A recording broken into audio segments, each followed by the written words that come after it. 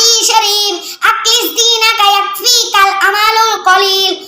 আর হাদিস শরীফের অর্থ তোমার ঈমানকে খাঁটি করো, অল্প আমলিক নাজাতের জন্য যথেষ্ট হইবে। নাম্বার হাদিস শরীফ খায়রুকুম মান তাআল্লামাল কুরআন ওয়া আল্লামা।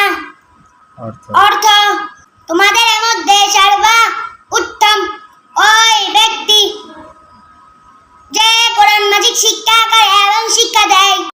3 নম্বর হাদিস শরীফ তলাবুল ইলমি ফারিদাতুন আলা কুল্লি মুসলিম। অর্থ দ্বীনি ইলম তলব করা প্রত্যেক মুসলমানের উপর ফরজ। 4 নম্বর হাদিস শরীফ আত-তুহুরু শাতরুল ঈমান, পবিত্রতা ঈমানের অঙ্গ।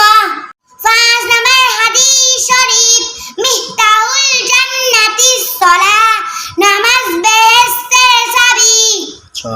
6 নম্বর হাদিস শরীফ আউয়ালু মা ইউহাসাবু বিহিল আবদু ইয়াউমাল কিয়ামাতিস সালাহ। কিয়ামতের দিন সর্বপ্রথম নামাজের হিসাব হইবে। 7 নম্বর হাদিস শরীফ ফাদলুল আলিমি আলাল আবিদি আলা আদনাকুম। অর্থ তোমাদের মধ্যে সর্বাপেক্ষা ছোট ব্যক্তি হইতে আমার মতবা যত বড়, বেহেলেম আবেদের চেয়ে একজন খাঁটি আলেমের মতবা তত বড়। নাম্বার হাদিস শরীফ